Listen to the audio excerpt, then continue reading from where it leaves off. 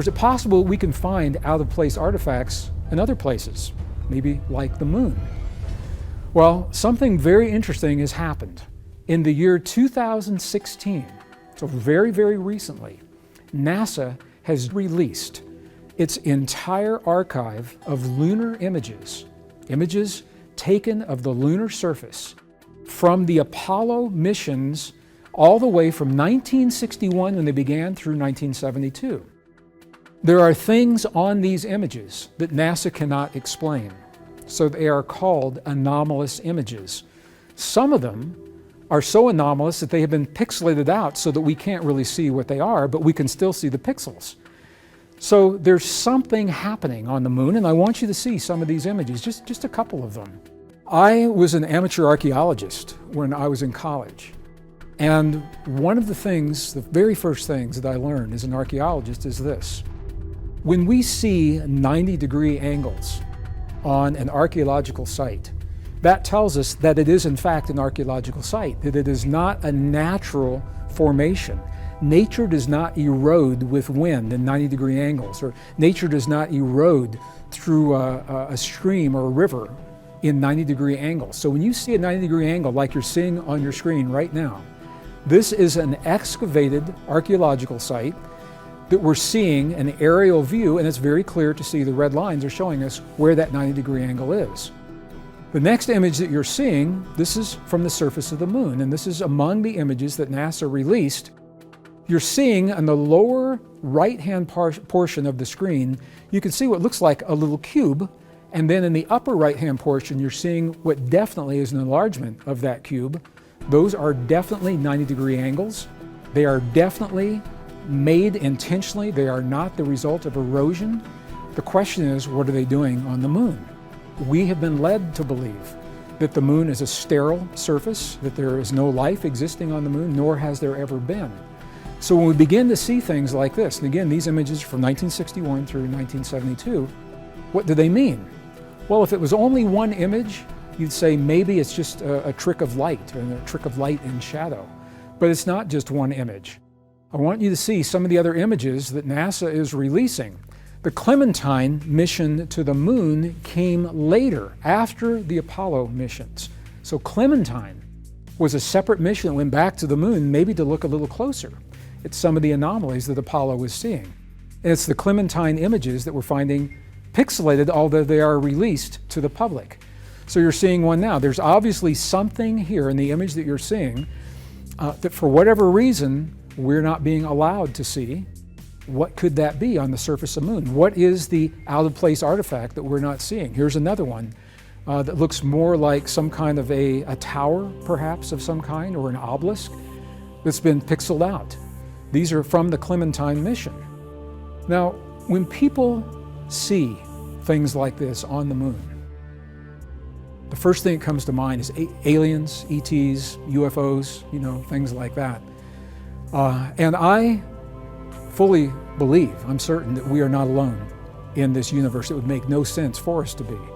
And that there's an overwhelming body of evidence suggesting now that other life forms have been with us for a very long time, both in our world and in other worlds. The astronauts have talked about this, those that have been interviewed. But I'm going to give you just a little bit different perspective. We are living a time of extremes. We are living a time when the cycles of conflict are ramping up. You don't need me to tell you that. You can feel the tension in the world, the push toward war. Doesn't mean that war needs to happen, but there are multiple places and hotspots where you can see right now, it wouldn't take much to create that.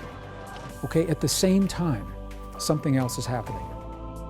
During the Cold War years, there were only two nations that had the money and the technology to go to the moon.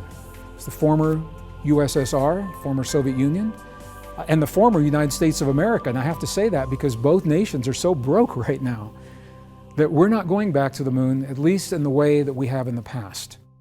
But there are other nations that are going to the moon. During the Cold War, even though the former Soviet Union and former United States of America were at war on one level, it was a very civilized war in some respects because there were agreements among scientists on other levels. One of those agreements was that things that were found on the moon, for whatever reason, were not publicly shared among the people of the Earth at the time. And I'm not going to say it's right, wrong, good, or bad. There were research programs that said that certain kinds of information could disrupt the fabric of society and overturn religious beliefs. And again, it was another world. This was the 60s and the 70s. But the point is, those agreements were honored, and I think that's one of the reasons we're not seeing some of these images.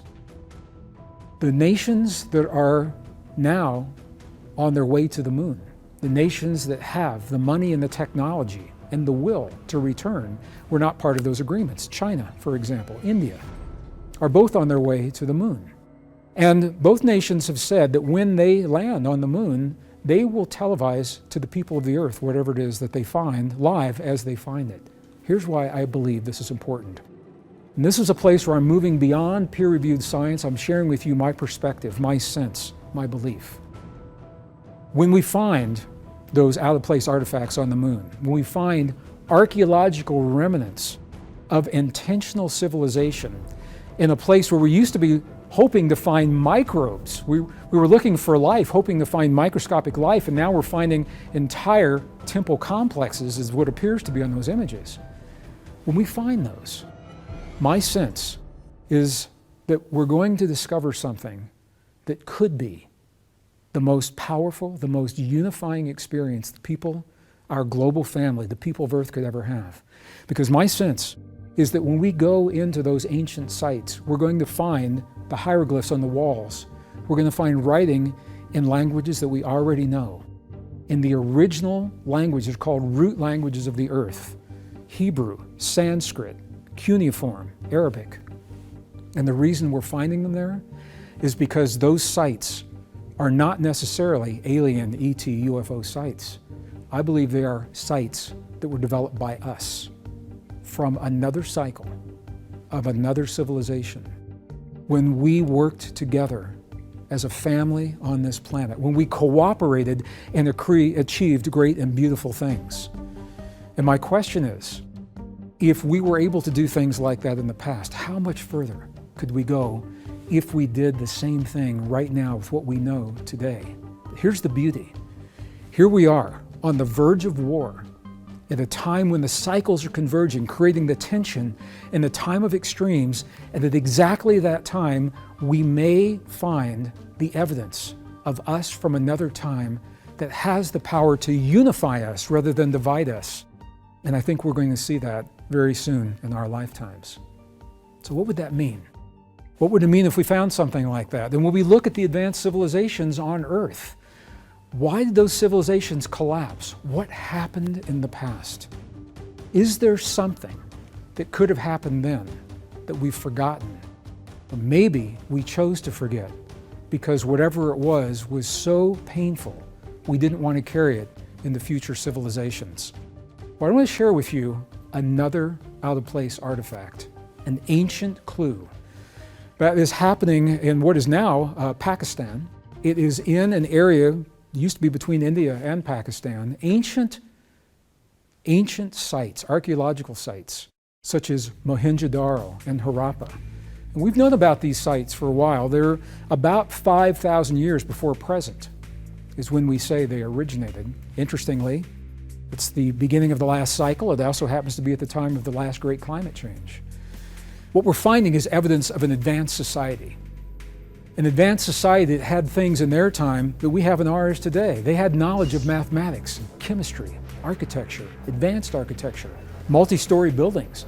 They had closed indoor plumbing, hot and cold running water, flush toilets, stained glass in their windows. They even had buried pipelines where there have been wires and remnants of cables, and what are believed to be ancient batteries have been found in these sites. So clearly, these were not primitive grass huts. These were advanced technological civilizations, and they had more. They had amazing art, beautiful art, using techniques of sculpture that we're only beginning to use now in the 20th century. But there are a lot of mysteries in these sites. Scientists, archaeologists also began to find evidence of what is called vitrified stone. What that means is that in the walls of the homes, for example, or in the floors made of quartz or granite that is made of quartz and feldspar and mica. Some of the minerals, while they're still in place, they've been exposed to a heat that was so intense it melted the minerals in place. A high, intense, rapid heat that melted these minerals in place. And one of the mysteries, the archaeologists began to find these mysterious lumps of something. And it took them a while to understand that what they were looking at, these were lumps of clay that used to be clay vases and clay dolls that had also been vitrified. They were exposed to a rapid, intense heat. They were melted so quickly. All that's left now is a stone ball. So these kinds of things are the mysteries to the scientists. They're saying, what happened? What could have happened in this part of the world? Well, this is one of those places where you have to look beyond the evidence. If you look only at the evidence, you'll never understand what it is that happened. We need context. And some of that context is coming from the oral traditions of this part of the world, from the Hindu traditions of the Mahabharata, and specifically in the Bhagavad Gita, which is a small portion of the Mahabharata. This portion of the Mahabharata tells a story of an ancient battle that happened between two advanced civilizations a long time ago. It doesn't give the exact dates. And as these two civilizations clashed, one of them began to lose the battle, and they resorted to using a weapon that had never been used before, a technology that had never been used before. And they wrote about what the effects of this weapon were in a way that made no sense until the 20th century, because we had nothing to compare it to. What could have been seen in the eyes of the people living in Mohenjo-Daro 5,000 years ago to prompt them to describe something that made no sense until the 20th century? Does Mohenjo-Daro offer evidence of the unthinkable? And this is a question that scientists are asking themselves right now.